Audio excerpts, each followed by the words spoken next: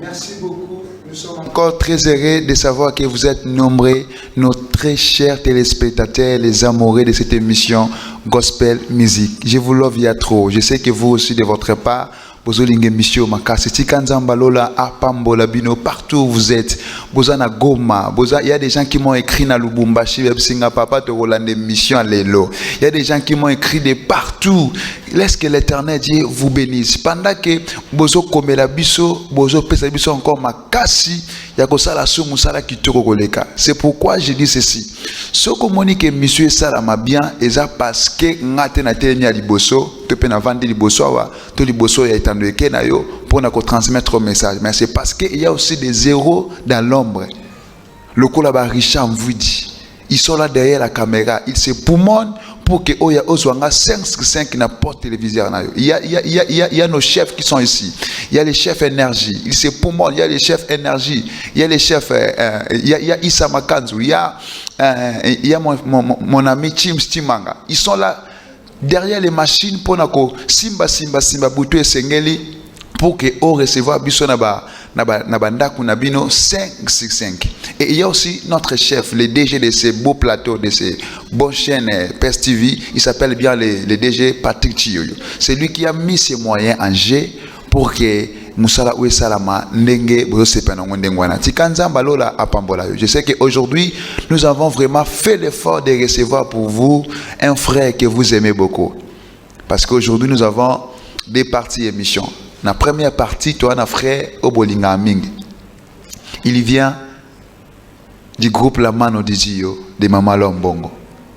C'est avec lui qu'on va essayer un peu de parler sur le groupe La Mano Dizio. Je profite aussi pour dire bon dimanche à Mama Lombongo. Je sais que vous êtes pas besoin d'abisso, na papa Christian, Tikanza Mbalola Apambola Bino Mama. Nous sommes aujourd'hui avec les frères Tati. C'est lui qui est le héros du groupe La Mano de Dieu. Sans plus tarder, je salue Papa Tati, bonjour. Bonjour mon frère. Oui, mais que vous êtes héros, minute, vous êtes bien héros. Gloire à Dieu. Bonne santé. Oui, santé, ça bien. Zambazo Sunga, Zobatela. Bonne santé, Maman Lombongo. Maman, peut santé, ça bien. Papa Christian. Papa Christian, na pesi bango mbotebele, esika bazali. Na yebi ke héros bavandi bazolanda. Bonne pesusu Maman Lorde. Ah, ok. Merci beaucoup. Zamba Salangangolu, Nabala Mwesimo Kitoko, Kombo na epe Lor Luzingu. Azape moko ya bana ya Mama Lor Mbongo. Moko pe na kati La Mano de Dieu. Merci beaucoup. Vraiment que vous avez resté branché avec nous parce qu'aujourd'hui, je sais que vous serez satisfait. Mais avant tout, quand on a massoué Nabiso, j'aimerais d'abord chef énergie à son Nabiso. Tout ça, moi, extrait, à Mouké, à conseil, et Mama Lor. Et après, tu as poto banasco masona frère Tati. Juste extrait, il y a concert il y a 20 ans. Il y a Maman Lor et tu as na plateau de to banasco masona frère Tati. Tout le monde d'abord, tout vivre d'abord en image, ce qui a été passé dans concert il y a 20 ans, il y a Maman Lor Mbongo. Merci beaucoup aussi, chef énergie à langage Mokonanga, on peut déjà partir.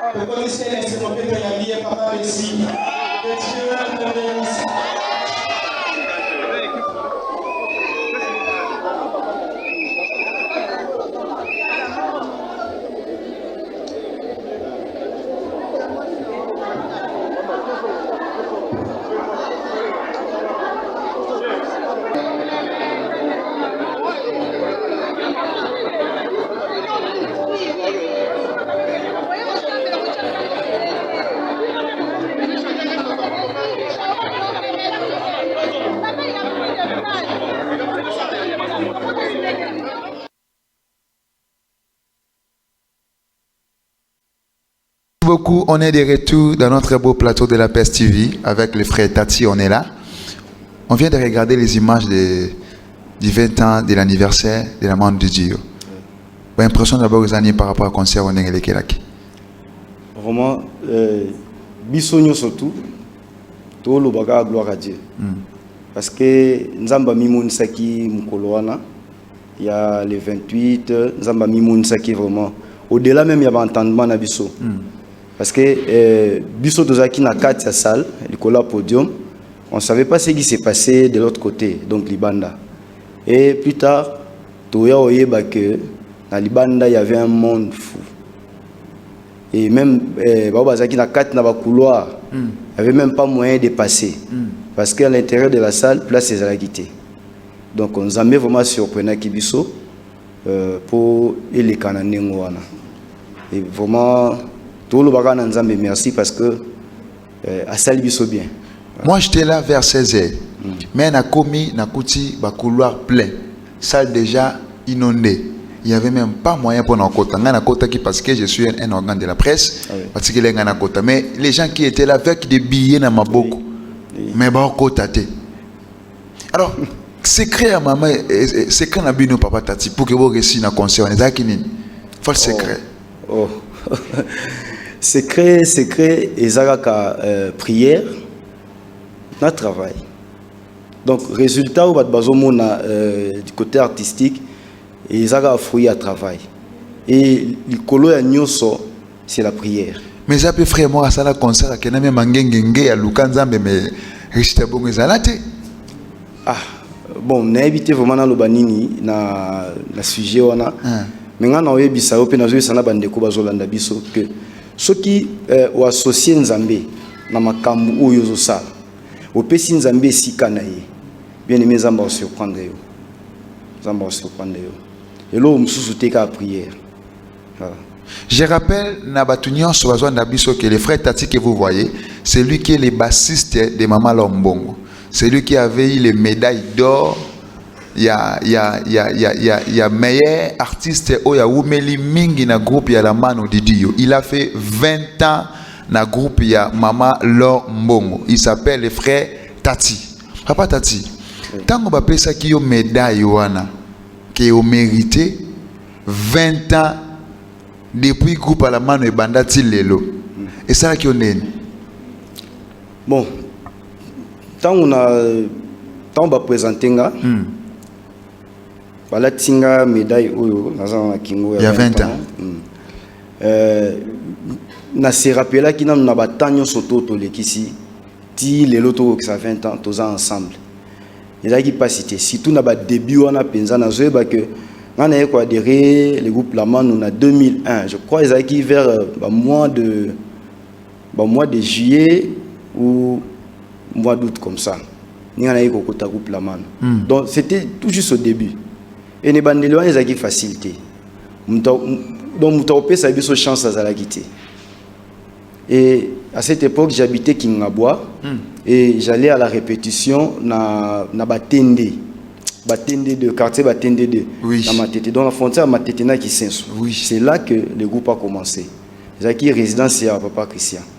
siko sala makolo ko banda kinga boati na batende de wana et des fois pozo kini o ebite soko ozonga ndeni o kini répétition za katam suna mo transport ya les retour exact président au pas ça la raté donc ezaki vraiment ba moment moko ya pasi mais to s'attacher ki na musala nzambe pe alobele biso makambo ebele et tokutana na makambo ebele vraiment bo kende tam sous l'église bo kende ko senga ndeko ba pesa na espace boyemba ba inviter binoté na convention na bango mais boye ko senga ko bondela to yemba donc sérieux ko taki groupe mala on a yebana kinante asa pas album te ngana ye la mano didio ezaki na moment oyo zo préparer album ya Tina Tezana Tina yawe hakuna Mungu kama wewe toujours préparer album wana ndina moment ngana yiko kotako donc ça dit elo mo ezaki na mte ba kilo informe et vide la mano didio yebana kina mte lo mbongo yebana kina mte to répétaka na ndaku na piano zobeta dum na kombo na se wana malo déjà bala te wana wa balante wa bazana fiancé donc to bandaki na ba condition wana et lelo komona 20 ans to zali toujours et puis zambazo azotambola na biso vraiment esengo est-ce que ezape na bat o bandana bango mais lelo bazate beaucoup tana bango pe bon bandeko to bandana bango mi baonga na okuta ebele bazali bazana kisasa wa ebele pe bazana na étranger na concert wana tozalaki na présence ya bandeko mibale bautaki poto ya la sœur Augustine qui est encore là bon séjour maman Augustine to maman Augustine kola pambola yo maman Augustine ngai na yo okuté na kati la mano didio mais tu ebanaki déjà bien avant parce que tu sais qu'on fréquentait l'église moko et le frère parfait Chibanda aussi a yaki uniquement et spécialement pour un concert wana et d'ailleurs c'était une bonne surprise pour nanga na papa Christian donc pour na la mano didio mobimba a commis samedi a zongi lundi ayaka pour un concert ayako surprendre son na kata salle pendant la balance le samedi donc de l'aéroport à que nanda ko pas na bango tali ba parents et aye nani na salle chaubeuse vraiment c'était une surprise pour nous et aza moko ya ba ancien oyo ana yo kuta melelo bango baza ko séjourner na France témoignage nini aux anango par rapport ya vie à maman Laure parce que il y a des gens qui disent que non toyeba kaye abanda kola na machine à foufou il y a des gens qui disent beaucoup de choses par rapport à l'artiste. Yo obene depuis ne bandede. Vous voyez quels sont les témoignages que vous avez par rapport à parcours na yenengenza mamemeli?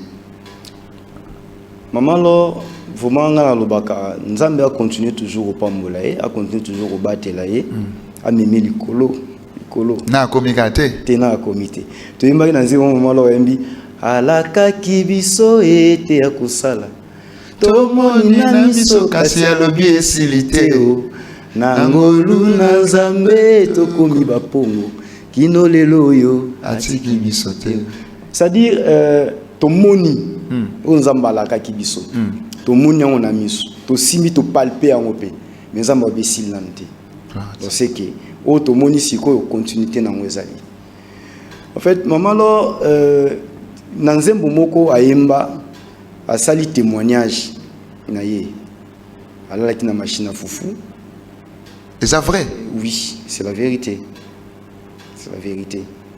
alalaki na machine à foufou na période moko boye il y a des moments où on va na kisenso mais il faut qu'il y ait des classes na njili na école moko na njili je crois na quartier 7 lycée Sainte-Germaine transport exacté avant azana kisenso mais faut qu'il y ait classe na njili s'il faut que makolo soit fois baluka makolo ti abimi boulevard pour katsa manji et il y a des fois où azalé ko katsa na boîte c'est-à-dire mati boîte wana na quartier nini ya Bikanga akati sina boîte ti abimi na ngambo njili kuna pour qu'il y ait classe donc ça témoignage où il allait passer na ye et melelo nzamba sali o azali. Vraiment maman alors est une bénédiction pour le groupe La Mano de Dieu et elle est une bénédiction pour moi en personne de Navandi à Nazol Belabine. Maintenant, les gens qui disent que non, tout le monde a mal en clarté, ne pas Kota, ne pas Salabo, ne pas Simba, que papa tati, yo, t'es, tu n'as qu'à ça, tu n'as qu'à ça, ok, vas-y. Yo, vraiment, maman, mal en bon pendant 20 ans. Il y a des gens au Balobara, belé autour de lui aussi. Il y a des gens qui lui bénissent par rapport à Moussa Nansala. Il y a aussi des gens des mauvais cœurs, je ne sais pas moi, j'ai pas dit ça. Alors, qui disent que non, voilà, alors c'est comme si il peut sous-sous, Ndega Kota, monter dans Nzembo, on a Salim Nicolas, ma robe de gloire. Alors, il qui peut boyer, Koufaté na l'île de Malte. Est-ce que l'île de Malte, Nini, tout ça, il y a des choses autour de lui. Papa Tati répond de Bissou. Vous en avez mal à Ignos. Il y a un monde à rater qui t'a m'a kidnappé quelque part. Kokene quelque part, Ezaraka Mabondeli. Semaine passée, tu as collectionné na retraite. Parce que après concert, quand tu as la nyoso nzamba sele biso, ba explore na. Toujours on pas nzambe. Ouais. Et tout le bani, surtout ça. Toujours ngili susu. Place to sola ki nzambe, place to kene ko senga e biloko wana. Apesi biso, il faut tout le bani merci. Donc toujours qui na retraite, zai pour no lobaka na nzambe merci. Merci. Et alors, bato balobaka ke, o balobaka makambu wana, o balobaka bloko wana, ezalaka bato baza animé na mauvaise foi. Ngai mamalo depuis na yebaye secret moko ezaka prière. Secret moko ezaka prière. Tokoza to 20 ans msuna ndaku. Biso to vandi meya zani na chambre naye, akam na chambre naye, azo sambela naye. Azo sambela naye. Donc secret na yezaka a prière. O azali ezanzambe mutazo pesa. Elo msute. Olobi elo moko wana tanga yembi ke ngamo sena okufela na ila maltete. En tout cas muta okanisela ma beza kaka. So aza mu Christ, il faut mitala malamu. Ki Christ neza solo teza neni. Ah bon? Oui, parce que un vrai chrétien, moi nzambo solo, o atanga la Bible. Ayebi makambo. Oui. Ila Malte eza et sika oyo Paul ko se retrouver après naufrage parce que bazaki nakati masuwa epanzani nakati bali oui et lokola nzamba lobaki na ye bo connaître perte ya vie humaine te bo ko bungisa nyoso mais ata bomo imoko te e ko bunga et ba se retrouver nakati bali masuwa epanzani et ma memi bango ti ba se retrouver na île wana ila Malte. Bilozoloba Paul akazu banini matiti pour ya utana moto parce que ina malili wana ya mai fallait quand même ba se réchauffer et vipère akangami na loboko et a secoué vipère wana na moto batu nyoso bazaki ba barbare il s'attendait à ce que Paul akufa. Parce que nyoka suyo avec nyoka na très dangereux. Ce qui a suyo finalité nous a akufa. Bazeli akufa ti akufiti. Moi na nzambo a solo. Yo mala ayembango nga mosena akufa na ila Malte. Akufa ila Malte te. Ata nyoka swinga. Te. Abiti bilozo ba barbare wana ba iko changer a vie na bango. Bazali ko zela kufa me mamuna akufiti babite mutoyo. Ah muto kwa. Ana nzambe a solo. Voilà. Donc, il y a un soit attendre la Bible au monde. Je crois que c'est un acte des apôtres. Acte des apôtres. Merci beaucoup, papa Tati. Aux asali 20 ans, na malo. Nini oyo otika na ngolo kola souvenir. Ya bolamu ya kopo wana la mano de Dieu. La mano de Dieu, en fait, la mano de Dieu, c'est une partie de ma vie. Donc, 20 ans. Dans la main de Dieu, c'est que sans vie âge n'a lelo moins 20 ans. Moins 20 ans. Donc, on a passé presque moitié à vie dans la main de Dieu. Et Naza toujours continuer parce que au le battre qu'on perd de temps na yo par rapport à l'engo zomo na vie na. Té, na perdre de temps té. Na perdre de temps té. Au contraire, Naza n'a pas bénéficié belé. Oyo Naza nango na kati ya la mano de Dieu. En fait, dans la mano de Dieu est fungole linga porte belé. Funga porte belé. Donc la rêve, il y a artiste nyoso, musicien nyoso. Les alaka. Na beta basala minene, na kende poto, na. Déjà kenda poto. Oui, plusieurs fois. On a fait. Okima te point. Mais ngai on a ça. Quand tu le kima te point. Bon, kokima, eza muto ami yebi, hein? Muto ami yebi, muto yebi makambo zo sala. Pe muto yebi po na nini azo sala. Awe ko oza kimate. To yebi eza na ba artiste belé, même ba athlète pe belé, oyo ba kunda destiné na bango à cause ya olula. Vous imaginez naza na carrière mais na qui na préféré na tika na poto. Et na tika na poto na me désorienté.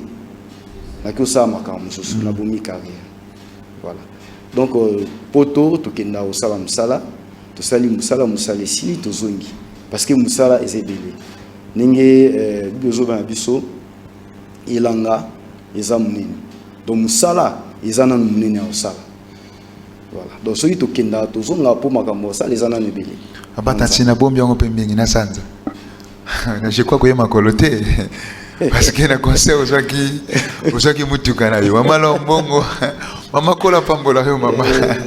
Mama na pesa ko cadeau mutuka kecha ngana mona kecha on sika. Oui. Tout neuf. Par la grâce, ça l'est bien. Autant ma coloté, je crois. Bon. Par la grâce de Dieu, Zambé a pas molenga, Nzela ya la mano di Dio, panzo la mano di Dio, donc papa Christian na maman lo mouvement encore na pesi ba mbote belé. Ba pesi nga mutuka. Zala qui une façon pour na bango ya reconnaître oyo toujours ça la pembine na bango. Voilà. Donc fidélité anga envers bango, obéissance anga envers bango et c'est plus ça qui va pas moula na mutuka. Mais na ngote na tambuli na ngote. Parce que eza non na ju plaqueté. Voilà. Donc na ko tambula na ngo ni wa sans plaqueté. Eza quand même infraction. Maman là est les plaques. Et les plaques faut que papa tati attend voilà mutuka. Non déjà nous c'est déjà normal les autres. D'ici là yo nous avons pressé au bien sinon n'engana na. Ah, na vie combien quand tu mettre dans tout quelque part. Il y a pas de souci. Autant bon la gamme telelo mais sauf que je vous dis c'est un bassiste un maestro. Banze mbutoka maman là mbongo ba abalba munionso yo ka même ma robe de gloire. Muta beti ba basso c'est pelana ngwana. C'est bel et bien la personne que vous voyez devant moi ici, dans vos postes téléviseurs. Il s'appelle les frères Tati. Frère Tati, au Japeka groupe, moi sinon quand na la mano wana. Oh. Moi sinon ngai mamalo luzingu azape moko kati na la mano didio. Bukutana kuna. Tokutana kuna. En fait yaki ukutanga. Loko azalaki kitoko mwana nzambe pe. Olulier. Na lulier. Et maman là, non. Maman là, au contraire, c'est elle la première personne à encourager. Ah bon. Parce que nakenda qui verrier, maman, ndeko tozala naye, na sepeli naye, azala mwasi nanga. Yekuta kamwe ya donc kala nyoto talake, c'est maman naye ofunga malele pa na. Et to sekaki et après elle s'est bon OK. Na yokio ngana sola na eto sola na université ngamuna sola no wa mobile nyoso to na kepe na mon papa Christian na soli na ye OK vous avez notre permission na soli na ndeko yekuta za ko banga ba kolongo na ngana kata orchestre ngana ila ki makambo te necessité déjà ngana sola na ba makamyo surtout bon soko tout na bango tout na bango na yo et c'est comme ça que tout a démarré et le lot tozana donc ça 9 ans un mariage le 6 avril ah gloire à Dieu. Les amis papa mola biso na mwana moko mobali ya kitoko vraiment. Merci beaucoup. Hop papa te sali. Hop papa Diane aussi te sali. Merci beaucoup maman alors je sais que vous nous suivez depuis quelque part Kola Pambola Bino. On est presque à la fin de notre émission. Papa Tati, quelles sont les informations pour le groupe de la main de Dio, ça veut dire la préparation na bino bozanango, la répétition za ndengeni ni ba programme za ndengeni pour na la mano. La mano de Dio, tozana regret pensate. Mais tozana souci moko. Moni le 28 février, ba te belé ba kovaye kokota en saleté. Vu que salle et monana y pensa muké. Il y avait des gens au bazonga qui n'a pas billet na comme ça na ba invitation ba kovaye kokota té. Il y a même de ceux-là au ba qui ba somba billet moins écoute té que là ba billet za été pour la carte déjà place za quitté. Et là ba tu nyonso wana ozana billet na yo kovaye kokota té. To nga ko somba billet au misombela ki na nté. Maman leur a invité qui aux une invitation et moi au côté des quitté. Il y a un programme le 18 avril je crois dans un grand hôtel concert Moussou donc tous les collègues sous pour na couper ça nous précision donc yo bomba ka billet na yo wana et ba oui sabino ndeni bo sala pour que ba échanger yo na billet Moussou so za na billet garder ka billet wana o ya na billet ba pesi billet Moussou pour na ko accès na concert il y a les 18. Est-ce que na grand hôtel kuna salle les amunene? Oui. Par rapport à showbiz? Oui, les amunene. En tout cas, ma disposition surtout les autres elle a déjà prise pour que nous faisons ça. Mais que sur le commis prêt to yamba même maman pe na senga un plateau to mec un peu ko belango maman si vous avez le temps pour vous venir tout le belamamba concert wana 18 et kozala lipamboli pona bana nzambe nyonso balinga musalo salaka papa Christian. Je sais que le message n'a pas comme les bino. Si vous avez le temps, venez aussi, on va parler pour que Bananzambo, Badinga, Kamusala, Bosala, Kapambola, Rabatue, Belé, Bozali Pamboli, Pona, Famille, Belé, Pona, Bicolo, Belé, ceux qui veulent transmettre un message dans Nzela, il y a zone Nabiso, il y a PSTV. Je sais que Nzambe, sur le Kumaka, on est presque à la fin avec vous. Dernier mot, Nabino, Monayo, mot de la fin, Nayo, ce que comme mot de la fin, na PSO merci parce que vous avez pensé à moi. Na toute l'équipe il y a PSTV. Moi ko penser nanga vraiment Zamba Pamola bino. Merci. Zamba Pamola batnyo surtout bavandi le so poste téléviseur na bango pona Rolanda biso. Zambe a Pamola bino. Na ko pesa mbote. Pesa mbote numéro na téléphone il y a des gens bazo lingo mingi. Pour savoir sur le téléphone, numéro de téléphone, ça. Ok. Merci. Je salue mon pasteur, maman Annie Konga, na papa Dani, bazo pesa biso, ba conseil, tant surtout que bosala boy. Na église mobimba à la repentance, vraiment Zambé a pas molabino. Na pesi mbote na mwasi nanga, maman lo luzingu, pe na ba onyo surtout na vai na bango na ndako nanga. Numéro nanga téléphone ezali 099 33 79 550. Donc même dans WhatsApp, j'ai le même numéro 099 33 79 550. Ce que quand numéro te car numéro moi na ba écran wana c'est mon numéro à moi ko benganga na ko pesa numéro ya papa Tati bosola na mais na cadre ya malamu. Na cadre ya malamu ekozala malamu mingi koleka. Tika Nzambe apambola bande konyoso bazuli bakwanda biso patati. Je crois qu'on va séparer avec vous. Moi, je vous dis merci parce que vous respectez l'invitation à Bisso. Je crois qu'à la prochaine aussi, vous allez poser un même avant le concert Betama. Avant, le 18 avril, vous allez pour que tu annonces ce concert. Moi, je vous remercie.